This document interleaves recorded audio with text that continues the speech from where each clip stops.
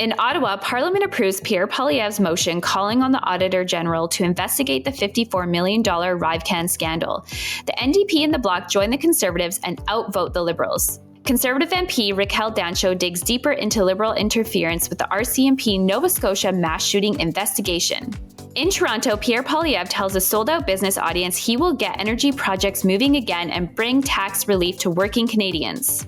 In Regina and Edmonton, Moe and Danielle Smith tell Justin Trudeau and Jagmeet Singh to butt out of the province's business. Manitoba Premier Heather Stefanson takes action to crack down on crime, and in PEI, Premier Dennis King announces some help with the cost of living. I'm Brianna Sears, and here's what's happening in Conservative Canada for the week of November 6th. In Parliament, Pierre Poilievre presented a motion calling on the Auditor General to conduct an audit of the scandal-plagued $54 million ArriveCan app project. And now we learn that they spent $54 million on an app that we didn't need, that didn't work, and that could have been designed for $250,000. Madam Speaker, we looked into this. We wanted to know where the money went, who got rich. He said the ArriveCan app is useless and he called it a waste of money. In fairness, Napoleon said never ascribe to malice that which can be explained by incompetence, right? Okay?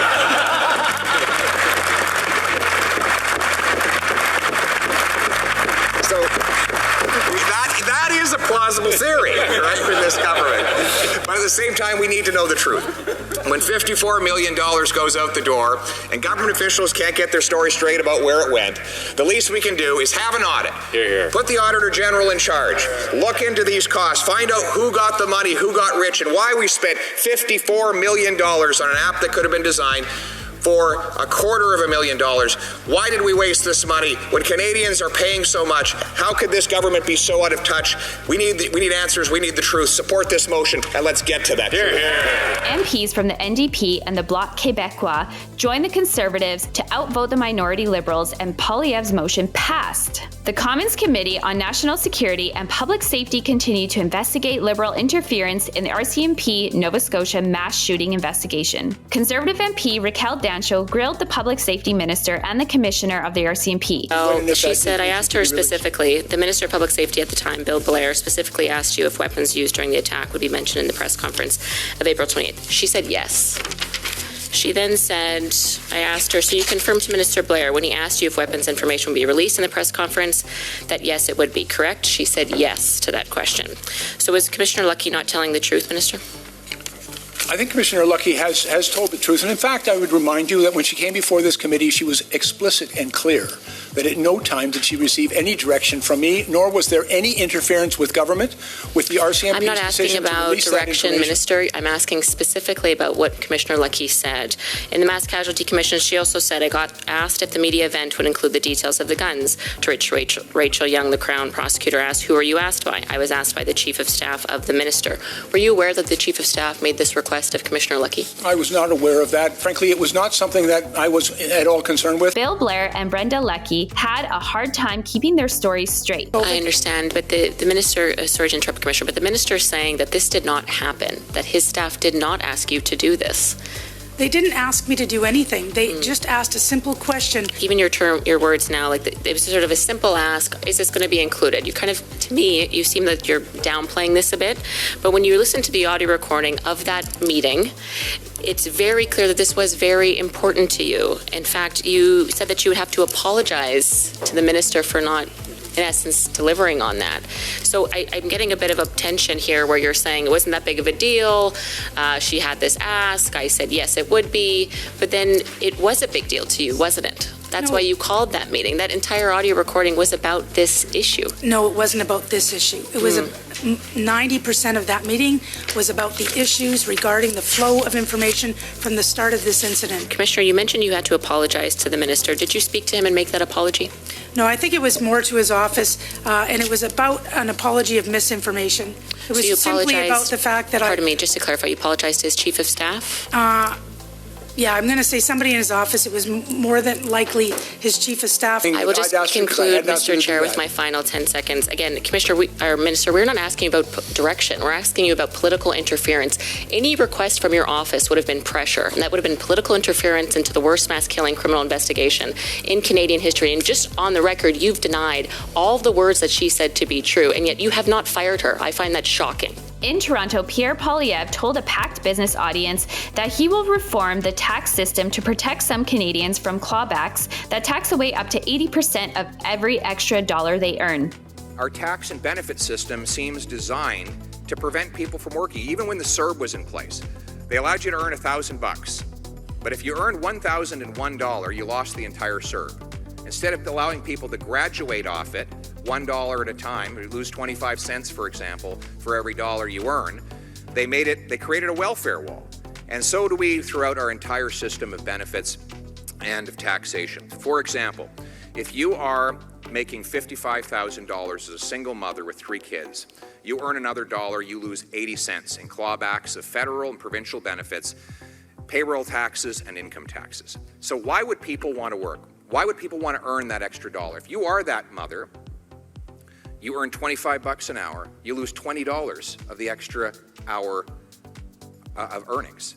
So you're making $5 an hour, well below minimum wage. We need a remake and a reform of our tax and benefits to make sure that people are always better off when they earn that extra dollar, take that extra shift, or earn that extra bonus. And that's what my government will do by reforming our tax system to reward work again.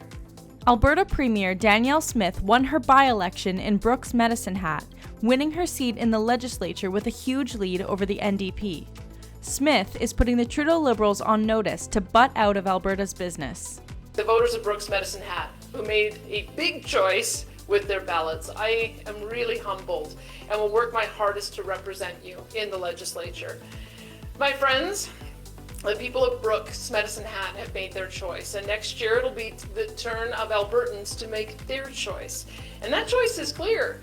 You can choose Rachel Notley and the NDP that increasingly takes their orders from Jagmeet Singh and Justin Trudeau at the federal level.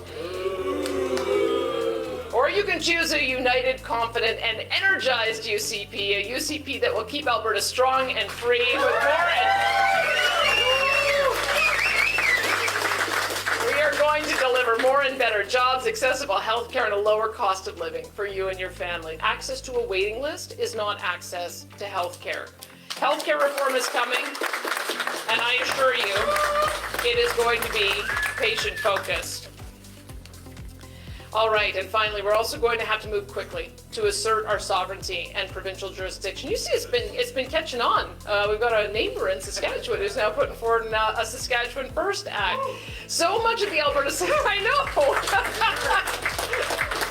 So much of the Alberta Sovereignty Act, unfortunately, has been misrepresented by the media. The same media that's been bailed out repeatedly by Justin Trudeau, I might add. Alberta is a responsible and equal partner in Confederation. The Sovereignty Act will be constitutional. It will provide our province with the tools that we need to push back against the federal government that continues to encroach upon provincial rights. I didn't get into politics to be a diplomat. I didn't get into politics to seek the praise of woke columnists or activists in Eastern Canada.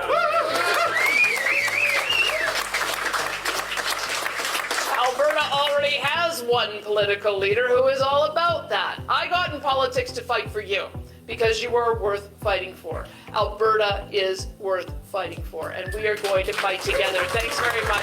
Saskatchewan Premier Scott Moe had the same message for Justin Trudeau and Jagmeet Singh. Yesterday, we saw the Minister of Justice go out, introduce the Saskatchewan First Act that most certainly is going to provide us with the opportunity to continue in developing those natural resources, creating wealth in Saskatchewan communities and Saskatchewan families, Mr. Speaker. It's this government that time after time is focused on growth that works for everyone in this province. We will always always put Saskatchewan first, Mr. Speaker, and the question in this province is whether the NDP are going to put Saskatchewan first or whether they're going to put Jagmeet and Justin first. In Manitoba, Premier Heather Stefanson announced millions in new funding for police to crack down on violent offenders and parole violations. We are no longer going to put up with the heinous acts of crime committed by the most violent criminals in our society.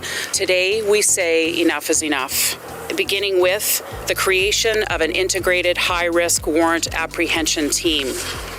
This $3.2 million investment by our government will allow law enforcement to use strategic criminal intelligence and proactive violence intervention to find and apprehend our most violent criminals responsible for committing the most heinous crimes in our communities.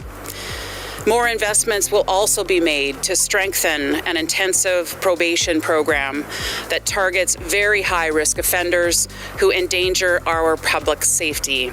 Data shows many of the most dangerous criminals are connected to gangs and gang activity.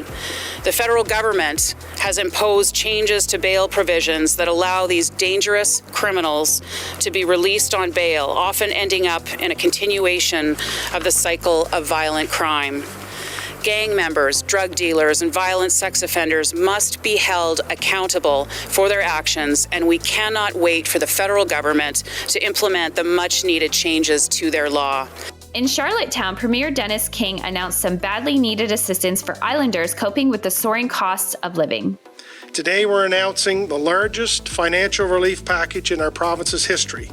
This support package totals $58 million in support and will reach over 117,000 islanders.